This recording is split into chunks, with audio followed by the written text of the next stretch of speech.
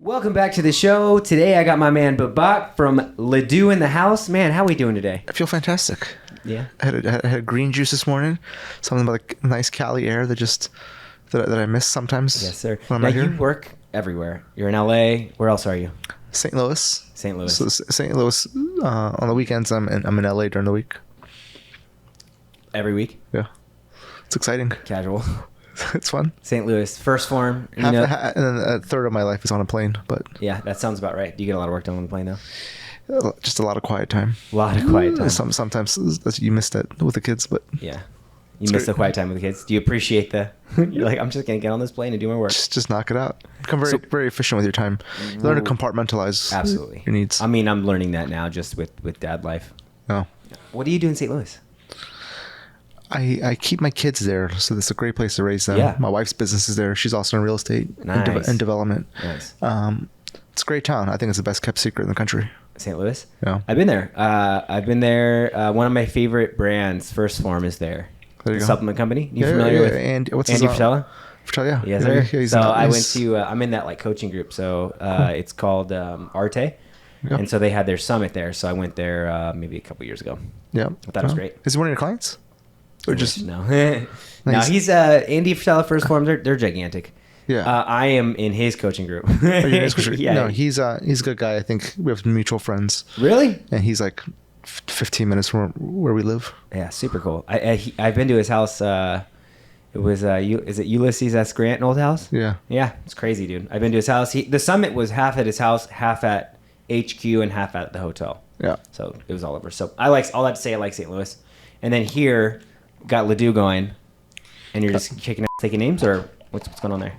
We got LADU going. We want to help fix the housing crisis, but also help current homeowners, kind of like create some generational wealth in their properties, access, just stay in their properties and age in place, but while also creating wealth for their families. Walk me through. Love the wealth side of it. I think I understand that more than the housing crisis part. Yeah. Walk me through the housing crisis. How is it? How do you guys specifically, or how are you helping the housing crisis right now?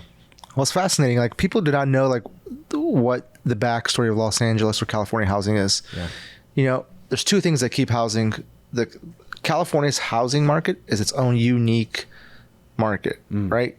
Like, there's two things that keep home prices elevated. One is Prop 13, which is property taxes don't go up after you buy a property, Okay. right?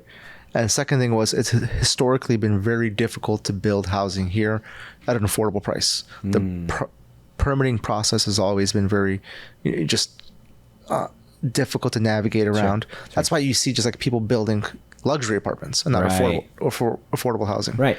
In addition, land cost is very high, right? Yeah. So when the powers that be took a look at it, they said, we can't touch Prop 13. If we touch Prop 13, there'll be a revolution. Like, if there's one thing that both sides of the political spectrum agree on, it's like, you're not changing people's property taxes. Don't raise property taxes. Yeah. That's impossible, right? So, okay, you can't do that. But now, how do we make it easier to build homes, build housing, and specifically build affordable housing? So AB 68, which is Assembly Bill 68 that got passed years ago, was a process to make it easier just to build and get the local municipalities out of the way. Right? Get the NIMBYs out of the way and make it a more YIMBY culture. So the whole AB 68 was like, let's streamline processes, make it a black and white issue, make it very ministerial, so that like if you abide by this process, like it's like a rubber stamp, go to make it much easier and faster to build. Okay, that makes sense. So AB 68 it basically removed all the middlemen out of it.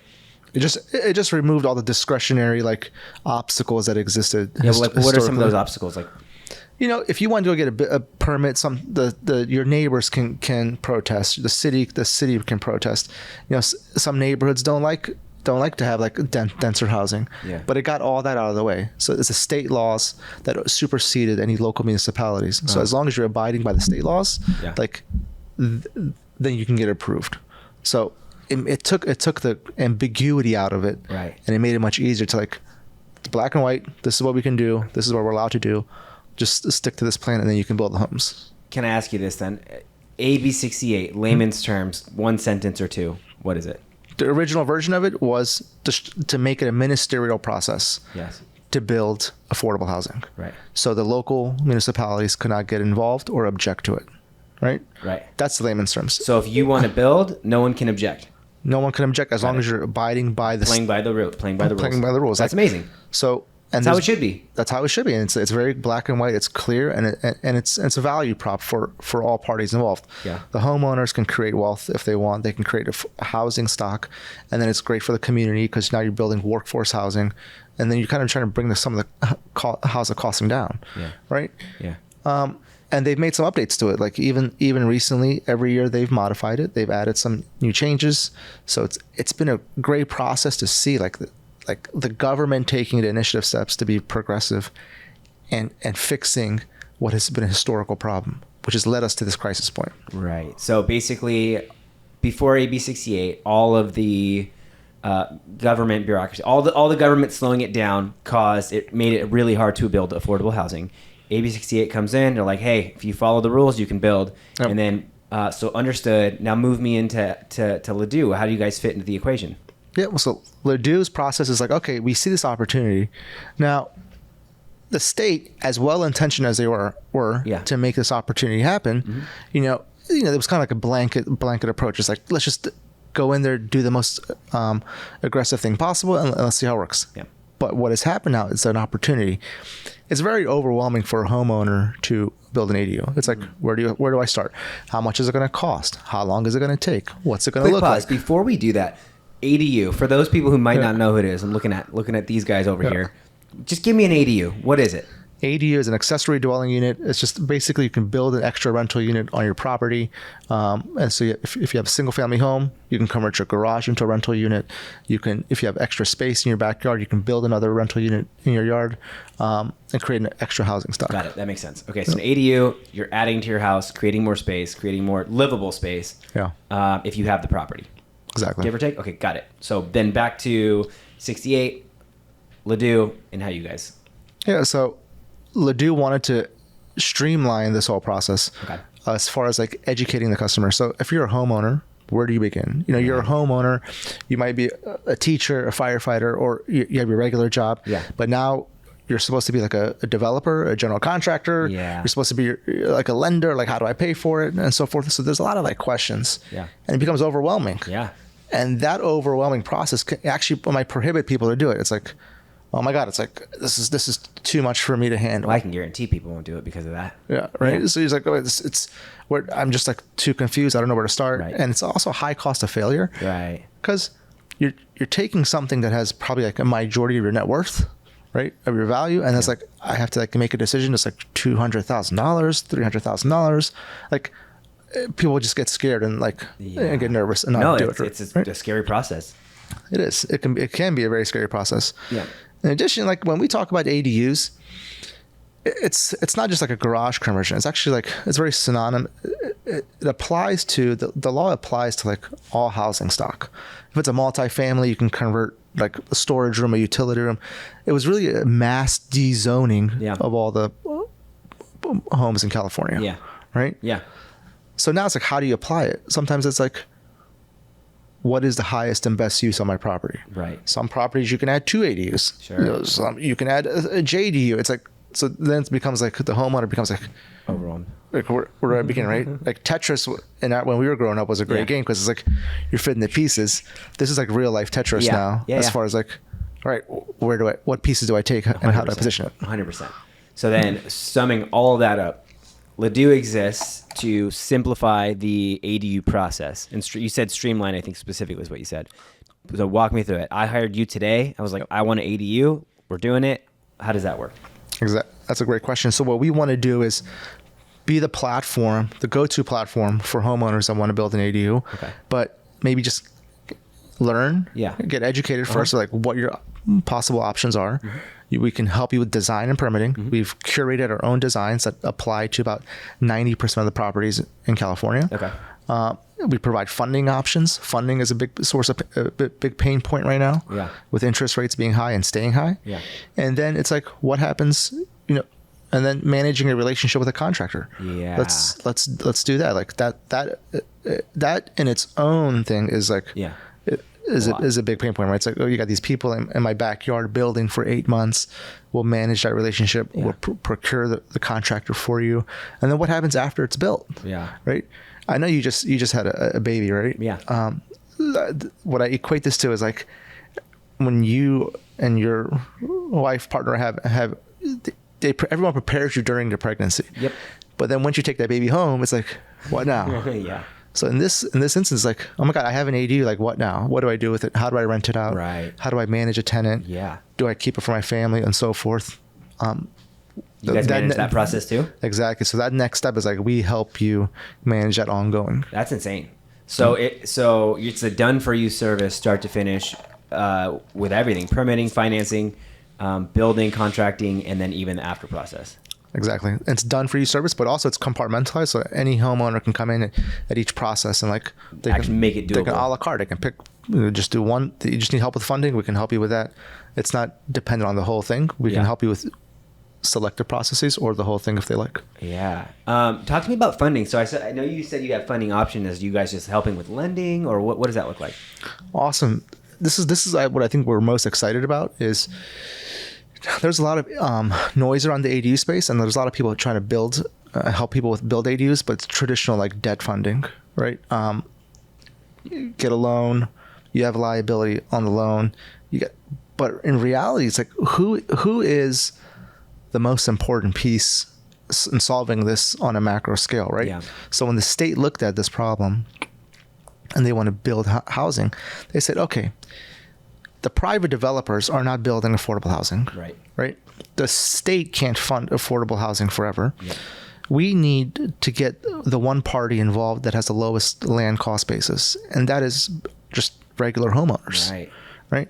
So how do you incentivize homeowners to build ADUs or to build housing to help alleviate this housing crisis? Right. Because it can't be solved just by private developers or the state. Yep. You had to get this one group involved. And getting this group involved, I think, has been the motivation behind AB 68 to make that easy, number one, right? Number two is, okay, it made sense when they started because interest rates were low. But now that interest rates went up last year and they're staying up, the normal debt product that's out there, or a second mortgage, a HELOC, is not penciling out, right? It's like, okay, I can take this out, I can build the ADU. Right. If you're a high income individual or in a good neighbor, in a much more affluent neighborhood, that might make sense. Sure. But really, it's like the middle class of California is what maybe they want to monetize their land. They want to monetize their yard and unlock some value, right? Yeah. So with these rates going up, there's a new product that's like taking popularity. It's called a home equity agreement. Home equity agreement. Home equity agreement, and I'll explain what that is, right? Okay. Because it sounds like a home equity loan, but it's not. So a home equity agreement is you can access the capital that you have, that equity in your home, without a loan, without interest, or without payments. Right? Yeah. For 10 or 30-year period. Okay. That's like a powerful thing. Yeah, that sounds insane. Right? Now, we said, okay, that's interesting. Yeah. Then you look at like the housing market, you look at how much equity is actually in these homes. Yeah. In California alone, there's $3.5 trillion of home equity. Okay. That's a ginormous amount, right? Right. In LA County, which is where we're focusing on, there's $1.5 trillion of home equity. Just, oh my God, like T with a trillion? Yeah. T. Yeah. Right? But it's stuck. It's like oil in the Middle East, like 100 years ago before J. Paul Getty went there and found it, right? They're sitting on this oil, but they can't get it out, right? So what is the mechanism to get this oil out, to get this equity out? And a home equity agreement now allows you to do that. So if you're a teacher that you owned your home for 20 years, you're sitting on $500,000 of equity, but you can't get it out. What good is it? Right. What this allows you to do is access that equity as much as you need, up to from $30,000 to $500,000, right? Depending on what your needs are, and then use that to build an ADU. Okay. Yeah. Rent it out and unlock some cash flow in perpetuity. Okay. So that's a tremendous value prop. It's like a cheat code. But my thing is, like, it's a cheat code. how does that play out in the long term? You said over 10 or 30 years? The payback period is, it could be, depending on which provider you pick, it could be a 10-year period or a 30-year period, where then you pay back the provider that you access the equity from. Is it an immediate payback, or is it like a regular loan where it's like, cool, payments start next month? No, or is it... there's no payments during the whole time. So there's no payments for 10 years. There's no payments for 30 years. It's equity you're accessing. Yeah. Now it's your responsibility to use that equity to create more value. Right. So playing the scenario, like say I'm looking at this, I want to do it. Well, if I was being strategic, I'm going to get that home equity assist. What is it? Home equity agreement. So I'm going to get a home equity agreement. I'm not going to pay anything for 10 years. Exactly. In 10 years, I'll cash out, refinance, and pay back that, and then just be good to go. Is that like a perfect scenario? The perfect scenario, I think, is like, yeah, you take that cash out. Yeah. If you build an ADU, what are you doing? You're actually creating value on the property. Yep. The providers don't participate in that value. Yep. Right. So if you're making home improvements, they don't participate in that. Right. Right. So you're creating value, property number one. Yeah. If it costs you $200 a square foot, and by the time you're done, it's worth $600 or $700 a square foot, you're immediately creating value. Yeah. Two is, if you can rent out your ADU for $2,500 a month, $3,000 a month, you're collecting now almost $36,000 a month, a year. So $36,000 a year in income. For 10 years. Yeah. So you have income for 10 years on your property. You're creating value.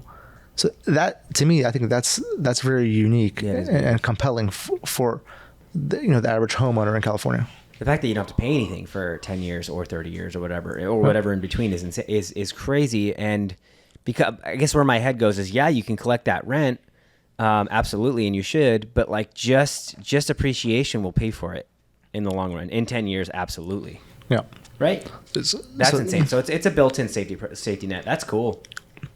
It's an interesting concept. So if someone came to you and they wanted the financing, you'd help them negotiate that to get that specific agreement? Yeah. So what we do is we've actually partnered up with some of these providers, and then we match them to that provider depending on like what the box is, what their credit score is, how much they want to access, if it's a primary home or an investment property.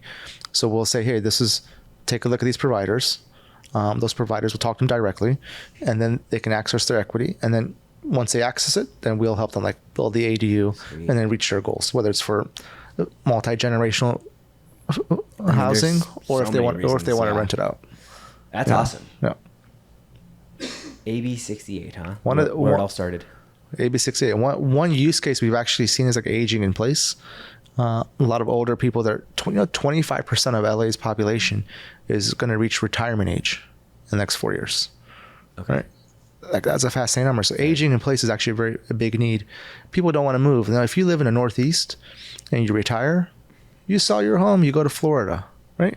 Yeah. In California, people you don't sell your home to move to Florida. You stay because it's the weather is great. You want to retire here. It's the best place. It's the best place in the country to live.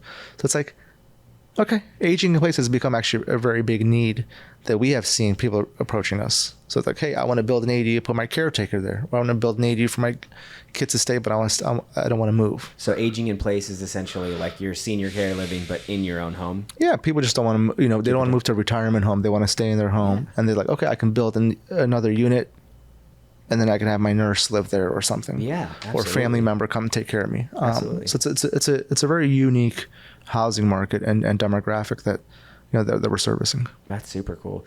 And you said I think you said 1.3 trillion of real estate, like untapped real estate space in LA, right? 3.5 trillion of home equity is in California, and there's 1.5 trillion in home equity in Los Angeles County. And is that just alluding to the space that can be there, or? That's like value of home equity that they can like tap that's into. The money there for people to take. I got you. Sorry, yeah. I misheard that. That's like after. So it's just there. So there's a $1.3 trillion there for people just to start doing this. Of home equity, yeah, that they can tap into. Are there other places in the United States that are like that untapped, or is LA the place? Well, I think Florida has some, but California is the unique thing because of Prop 13. Yeah. People are not incentivized to sell. Yeah. So it limits the supply of homes available. So values remain high, and values will continue to increase. Yeah. In California due to that. People want to talk about like the people leaving California and so forth, but it's overstated. Like It took me an hour and a half to get here today. Jeez, yeah. I mean, it's not easy, bro. These freeways are rough. It's not for the faint of heart, man. But you know, I think one thing is like they call it the missing middle. Yeah. Missing middle is like the workforce housing. Yeah. So in LA County, like where do the people that need to work in LA City, where are they going to live? Right. It's pernicious to think that you can keep commuting like an hour a day from like San Bernardino County or something, like, or just like how much further can we keep pushing people out if they got to because they're not living where they work, and that's causing massive traffic problems. So what this allows is like create more missing middle housing for the middle class, and then the middle class needs to be saved. That's like it's going to be like dinosaurs soon if we don't address it. 100%. So this solution would solve that as well. Yeah. Creating more housing so people could live where they work, creating less traffic on these LA freeways, which is insane. Incredibly insane. There's a couple more stats that I find pretty fascinating. Where 70% of LA County is renters. 70? Yeah, 70% of LA County is renters. Jeez. Right, and over almost 55%, 60% of their income goes towards housing. Yeah. Right. Yeah. So what you're doing is just like generation over generation is losing that wealth creation, losing the ability to like have a life where they're creating some sort of net worth or value for themselves because you're just working to pay rent. Yeah. It's not something that's sustainable. Yeah. So what this does is like allows us to build that inventory to bring housing costs down, at least stabilize it. Yeah. Right. You live closer to work. Yeah. Right. And you have a better quality of life. It's a win-win for everyone. The person living there, the person who built it and collects some rent, the space that's unused, kind of tapping in on that $1.5 trillion that's there. That's crazy. Let me ask you this: how long, generally, because I'm sure it varies, but like from start to finish, like how long does one of these take to go with you guys? Yeah, if you're using the what we call the ministerial process, like just like going by what's allowed and not deviating too much, it'll take you about 3 months for permitting. And then from there, you have about 6 to 8 months in construction, and then within 12 months, you give or take 1 or 2 months for contingency. Within 12 months, you can have your ADU up and running. 12 months? Yeah, and they've gotten a lot better. Like before, like a couple of years ago when I started, it would take 18, 24 months. You would hear some horror stories, with like the utility company or the power company did this or this easement and that, but it's gotten a lot easier, and they're starting to catch up with the demand. So do you guys exist to literally streamline this process? It sounds innovative. I don't think I've ever heard of it. So you're probably the first one, if not the first only ones doing it. Yeah, the ADU business is fascinating because a lot of people have tried to like solve it or get into it and then bandwagon on this stuff. Mm-hmm. So you'll see a lot of modular home providers. They'll build them in factories and so forth. They'll market them, but my problem with that was like, they're targeting the same customer, which is like the affluent customer, right? It's going away from like what the intention of ADUs was, and that was like to help build the missing middle is what we call it, of housing. So we said, you know what, man, why don't we figure out a way to help the middle class homeowners, and then really focus on them. Yeah. So we went in these neighborhoods. We figured out, okay, what are their pain points? Right. And then on the construction side, California is great because it has such an abundant labor force, of skilled labor force, right? They might not be the best marketers, right? Right. But it's tremendous. Like if you go into a neighborhood, you'll see like there'll be like 10 different contractors building ADUs, right? Yeah. So it's like they're great. So it's like, what we decided was, okay, how do we work with them? We don't want to compete with them like the modular guys are doing. Yeah. We said, let's work with these contractors that are local, that are trusted in the community. Yeah. Let's bring them clients. Let's solve the clients' pain points. Yeah. Let's get them permitted, and let's work with highly, skilled contractors that can like deliver this product once it's permitted. Yep, love it. Two-part second question to that. Yep. How long did it take you to develop this system? And then, what makes you uniquely qualified? Because it's not like anyone, Joe Schmo, just walks up and says they can do this 4-part system and just do all of it, right?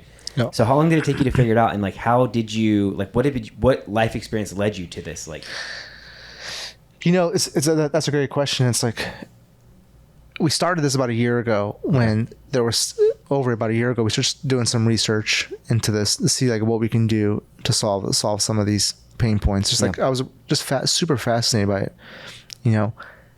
We looked at the whole surroundings and we're like, all right, how do we just approach it differently? How do we approach it differently? Because the city LA wants 500,000 ADUs in 6 years by 2029, right? They've only done about 25,000 permits so far. Got it. So where are the next 475 units going to come from? Yeah. That they want. Yeah. Right. So we looked at that first and go, why aren't like this area doing the ADUs? Because this is the area that needs them the most. Yeah. Right. So we wanted to approach it that way, like, and solve those pain points. So we went out and talked to customers.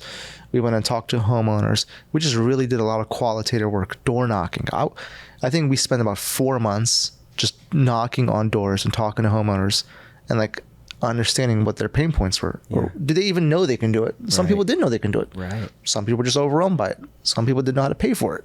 Yeah. So we took all these pain points and we started answering them one by one. Right. Right.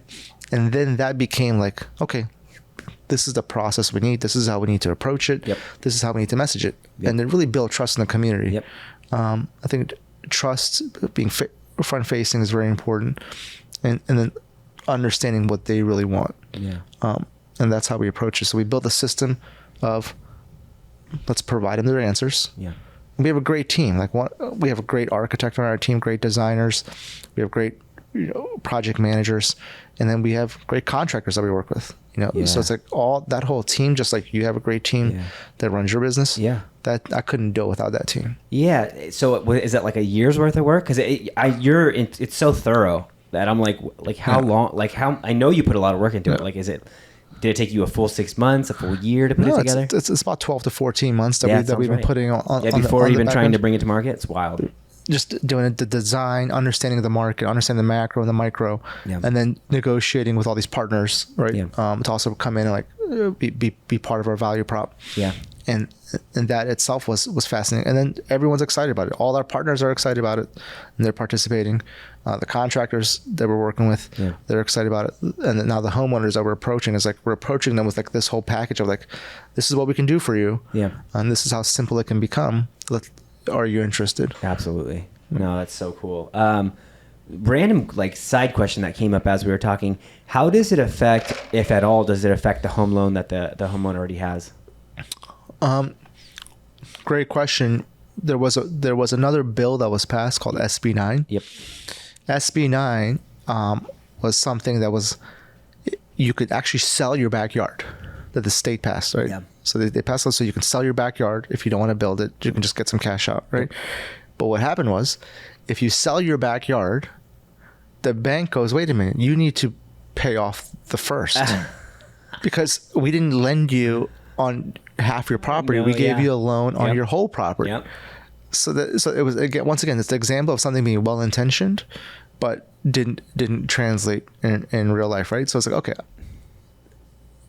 if it's going to affect my first, I don't want to do it because I might have a low mortgage, a 2% mortgage, or 3%, whatever it is, or low balance, right? So with a home equity agreement, it doesn't affect your first position, your current loan. Oh. Right? It just goes as a second position or third, however the stack is now. And then so it doesn't affect. So you can maintain your low mortgage if you have one. Yep. Now you're just accessing that equity that you have.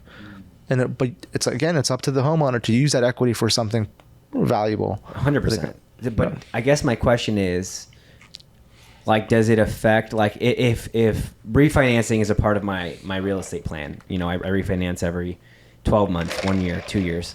Does it affect that?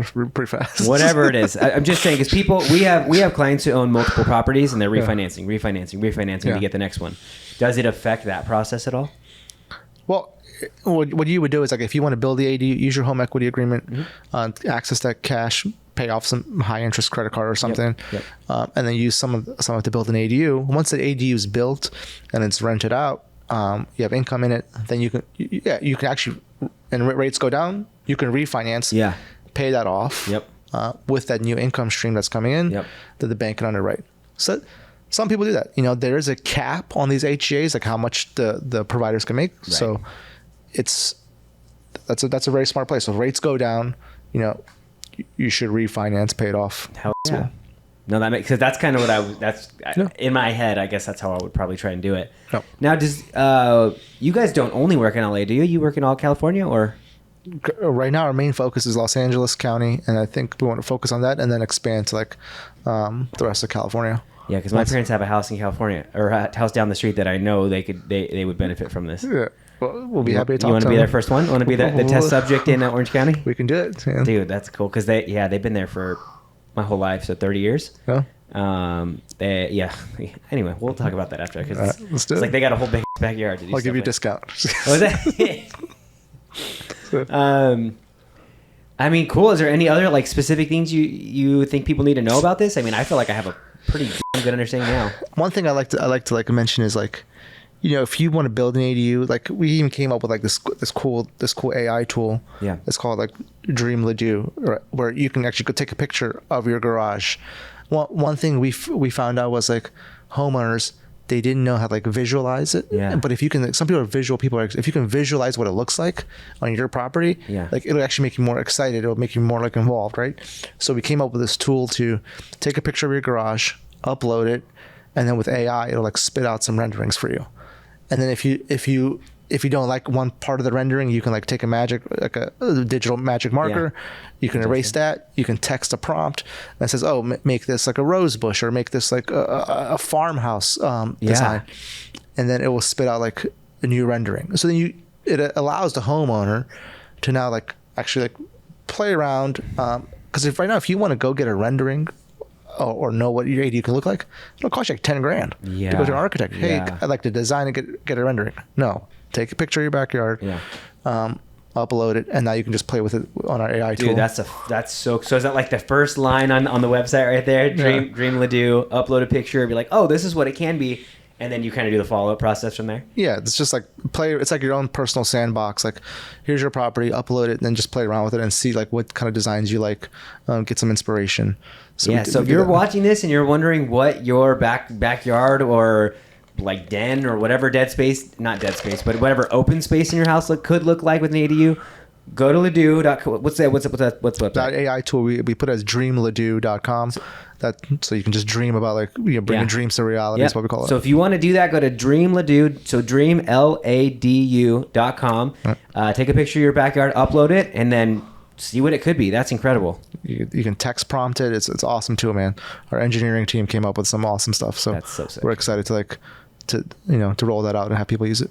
Yeah. Well, dude, thank you so much for being here today, man. I feel like I'm a mini subject matter expert now.